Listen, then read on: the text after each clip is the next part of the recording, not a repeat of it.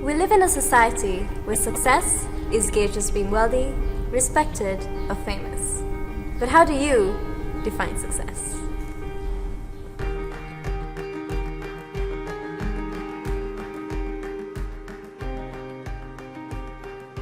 On this episode, we talk to a charming and warm personality, a bold lady entrepreneur who has transformed the pageant industry.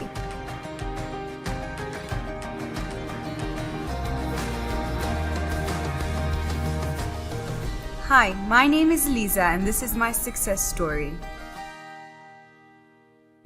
In 2015, I received an email from a New York agency telling me that they were restarting the Miss India Kenya pageant and they wanted me to send in an application.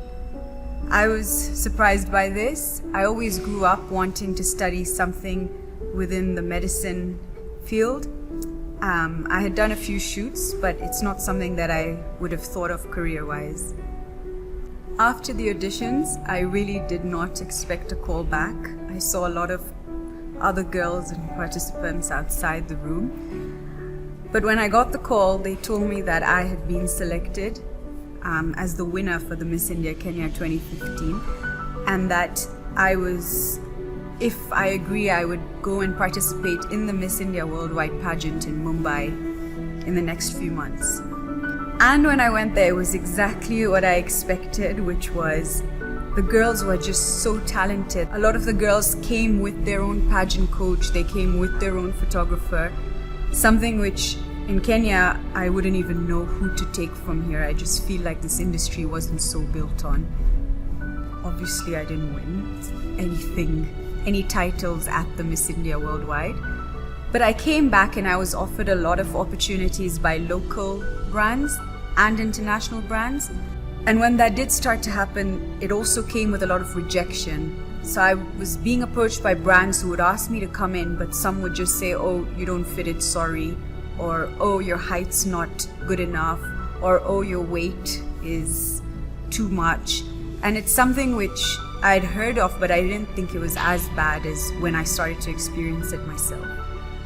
I wanted to fit in. I started to love it so much that I wanted to be a part of it. I wanted to fit these standards. So I started reducing my intake of meals. I started working out hours and hours. And it actually went to a point where I would eat like one apple for lunch and 2 chapatis at dinner and just hide food away from my parents. I was probably taking in around 200 calories and making sure it was 200 calories, and I think we should be actually taking in 2,000 calories.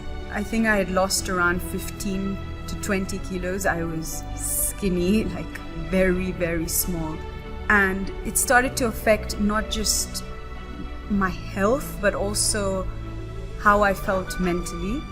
So just not eating got me into a lot of depression. I was just weak. And it reached a point where I would faint, and I was still in school at this time. My parents decided that if I wasn't going to listen to them, they would just have to take control over the situation. And they sent me to Canada to stay with my grandma for some time. And I realized that I can't be working in a career where I'm just so keen on fitting their standards. I know that this is the industry that I decided to step into, but I think that there should be limits set when it's affecting the things around you. And I came back and I accepted that something was wrong. I think I always knew what it was. It was obvious. And I agreed to go to a doctor and do all my tests, and they diagnosed me with anorexia. It was not something that came as a surprise. It was actually very hard to start eating normally again. When I started to be vocal about it and I put it up on social media, I got a lot of media houses reaching out and asking me for interviews, and a lot of magazines as well. I got a lot of inquiries from girls who were going through the exact same thing, a lot of younger girls. And I decided to help them, to use this as a way to help them to say, I went through it and this is how I got out of it. And I decided to accept it. I had grown so fond of the pageant world that I wanted to do something that involved me more in it. So I reached out to the New York agency and I asked them if they'd be interested in having a proper Miss India Kenya pageant, and they told me they've been looking for someone to take over the franchise.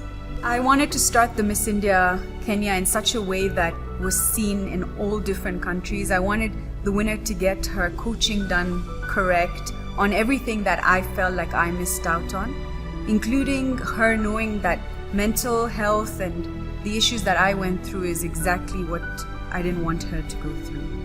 I think there's a lot of girls that still believe that these standards need to be met. And I would tell you from experience that I truly believe that you can just do what you want to do. And even if you can't make it, you'll still get the experience and you might even change your mind. So I would honestly advise that just go for it. Just try out new things, approach brands, take auditions, participate in pageants, and maybe you'll realize it's not your thing and maybe you will. Regardless of all the issues that I faced, regardless of all the criticism that I went through, I still ended up being someone that started to host the actual pageant that I participated in a few years ago. So I would say take every opportunity. And this is my success story.